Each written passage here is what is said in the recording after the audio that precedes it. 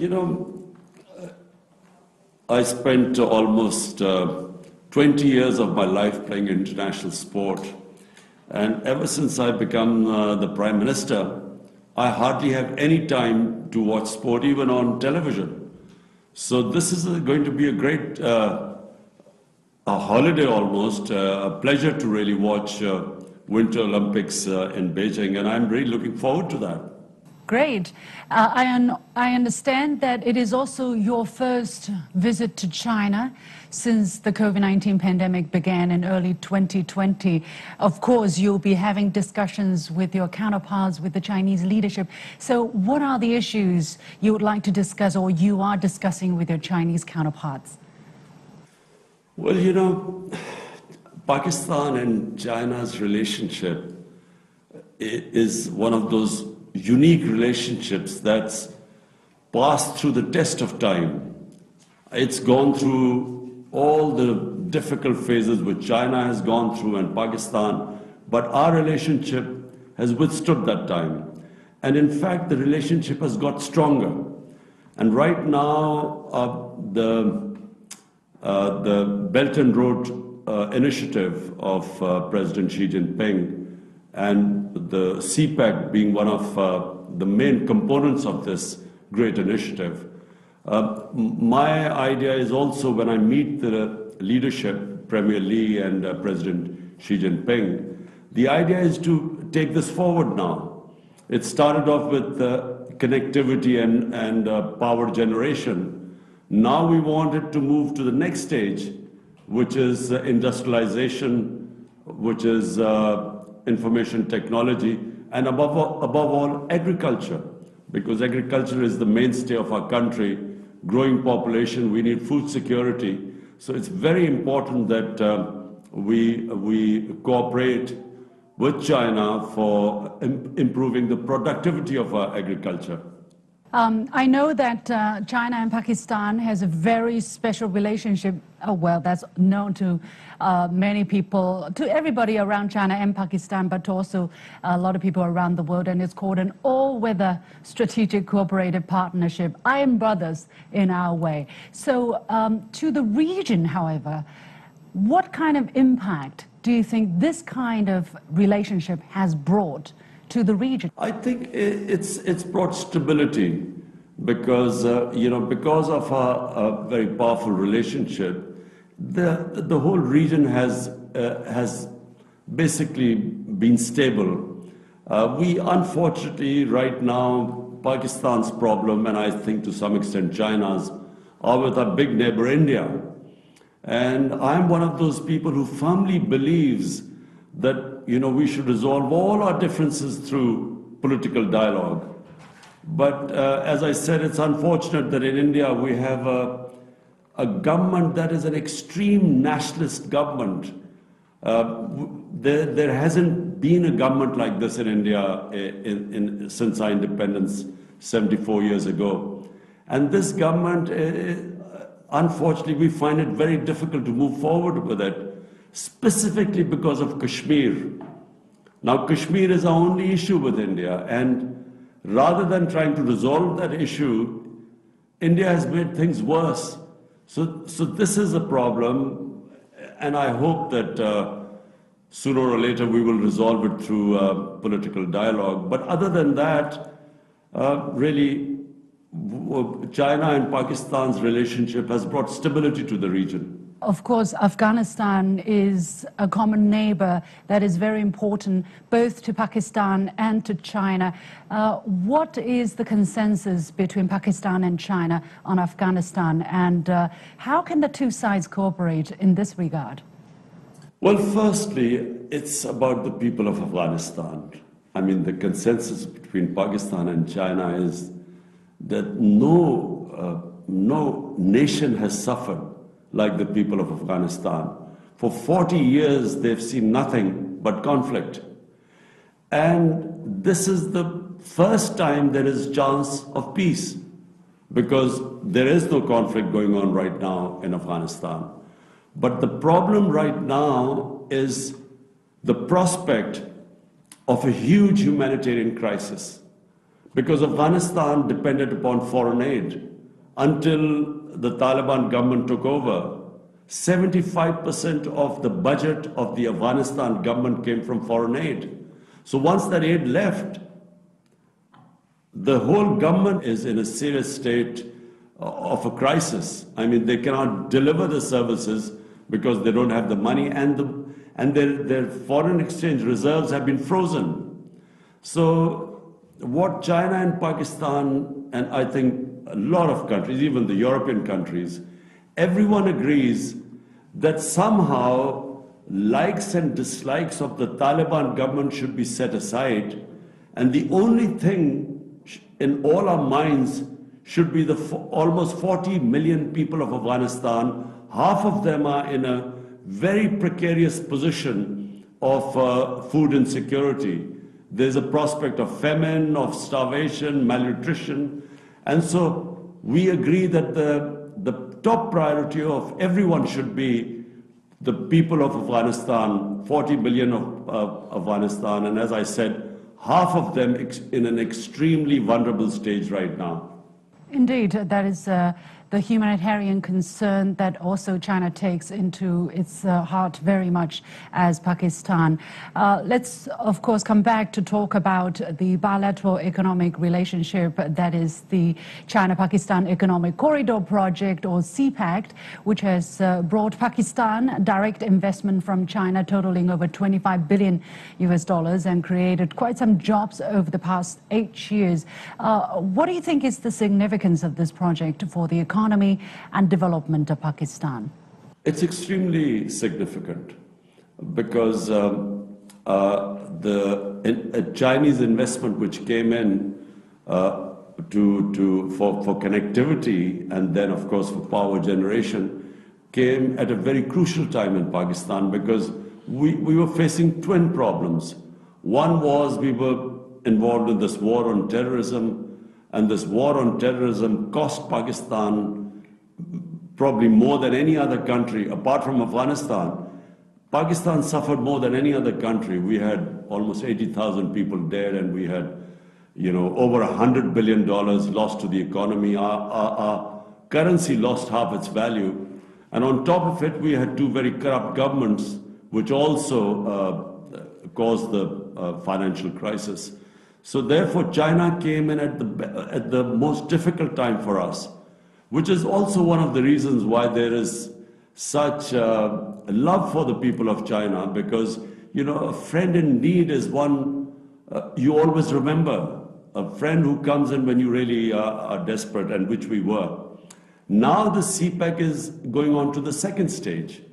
And the second stage is, number one, is investment in our industrial zones, so industrialization. Number two, information technology. Pakistan is now giving great incentives for investment into our technology zones.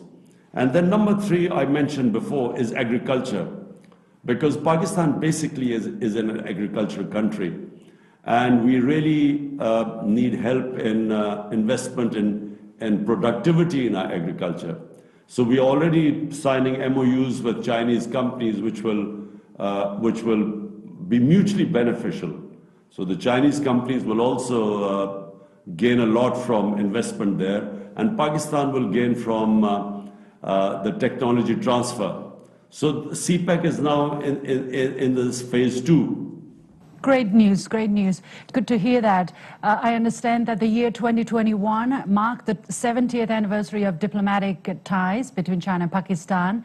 Chinese President Xi Jinping said the two countries should stand together more firmly, promote their all-weather strategic cooperative partnership, and build a closer China-Pakistan community with a shared future in the new era. So what are some areas where China-Pakistan ties can progress in the year 2022, of course, including the projects that you mentioned in CPEC?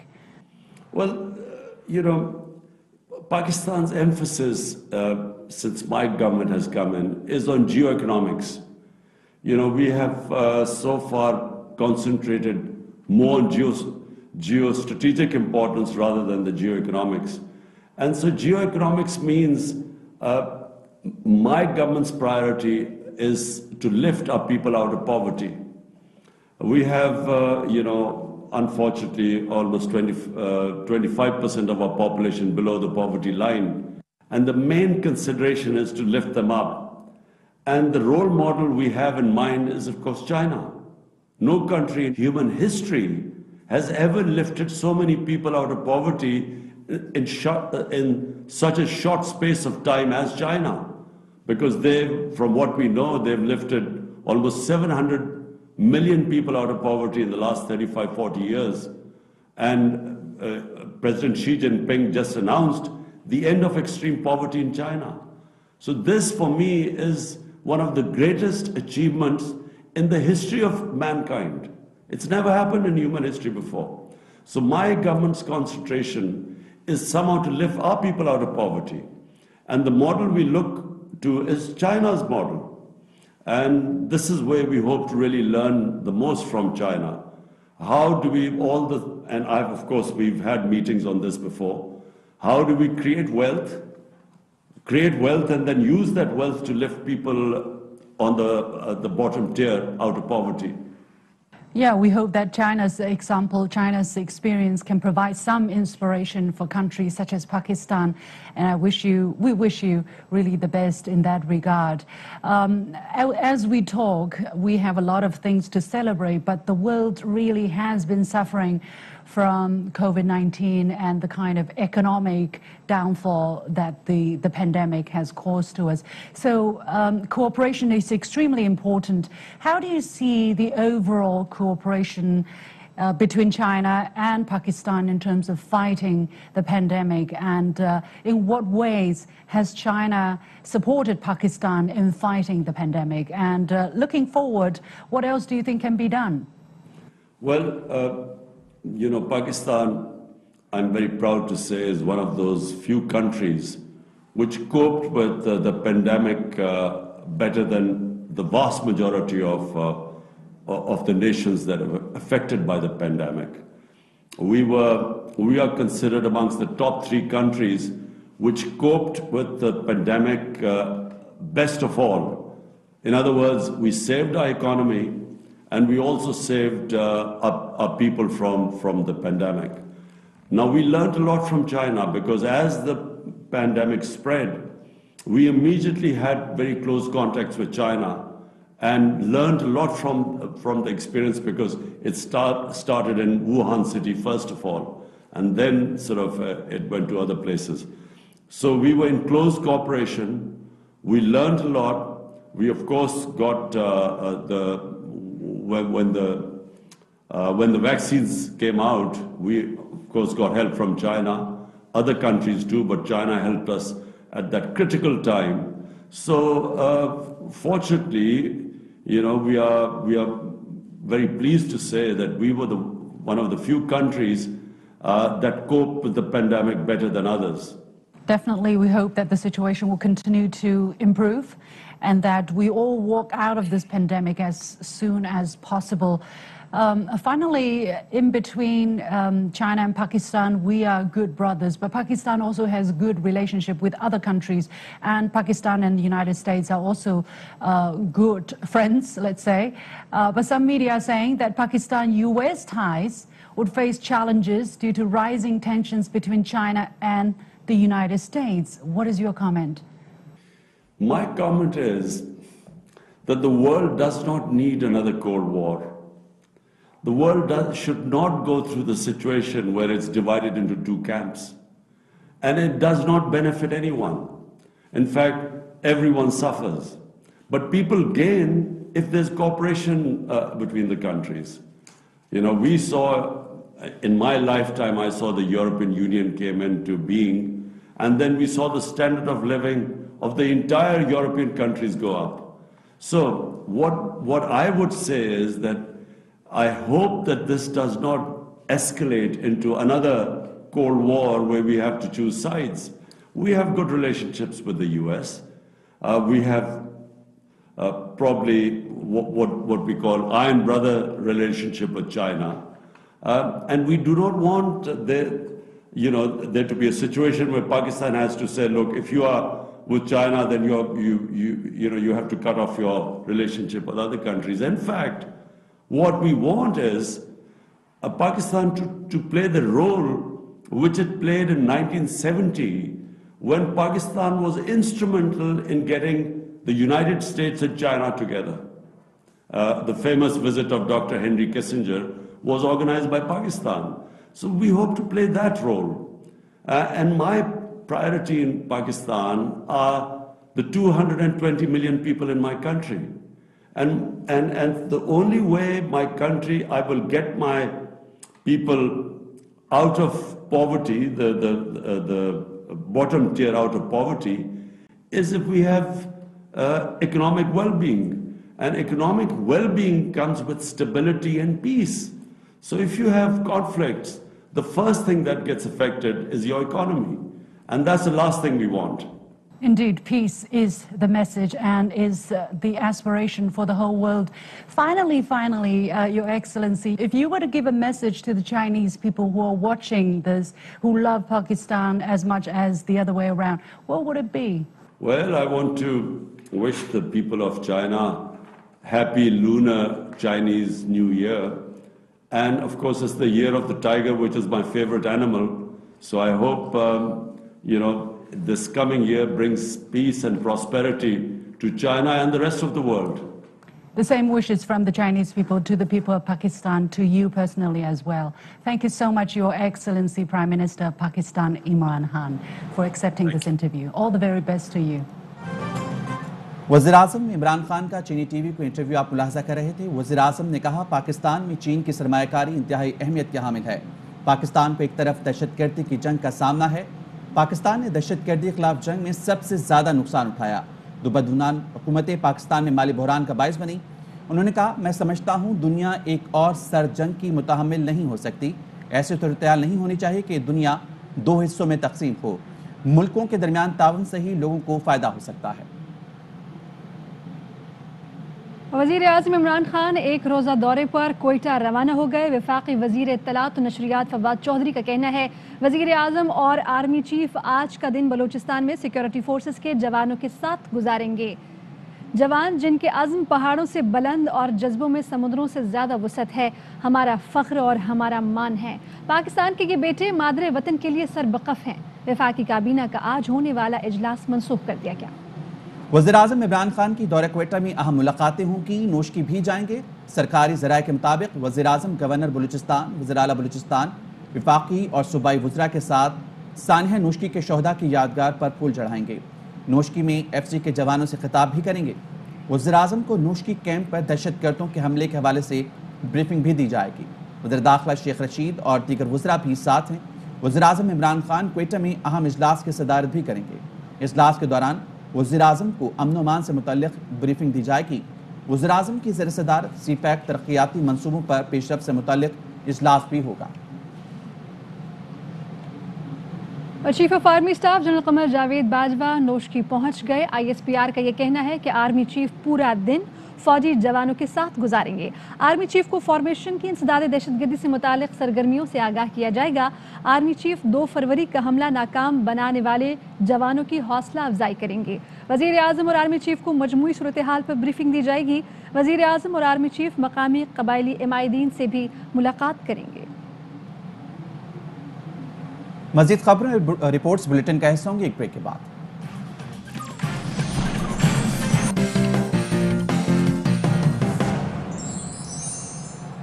Welcome back. Cricket Australia ने दौरे पाकिस्तान के लिए 18 रुकनी test squad का ऐलान कर दिया। Australia की team 24 साल बाद पाकिस्तान आएगी। इससे कबल ऑस्ट्रेलियाई क्रिकेट टीम ने 1998 में पाकिस्तान का दौरा किया था। ARY न्यूज बुलेटिन से फिलहाल इतना ही। देखते रहिए ARY न्यूज।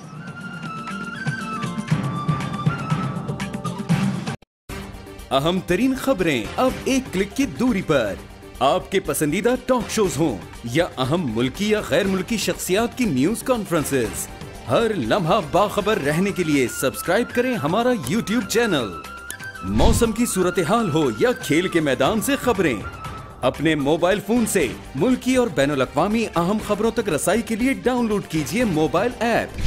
बावसूख ज़राए से मुसद्दिका खबरों, तज्जियों और तबसरों से मुस्तफीद होने के लिए विजिट कीजिए पाकिस्तान की सबसे बड़ी न्यूज वेबसाइट www.arYnews.tv। इन सब के अलावा पाकिस्तान का सबसे बड़ा फेसबुक पेज हो, सबसे बड़ा न्यूज इंस्टाग्राम अकाउंट या फिर ट्विटर, ARY न्यूज पहुंचा रहा है खबरें सबसे पहले आप तक, ताकि आप रहें हर लम्हा बाखबर।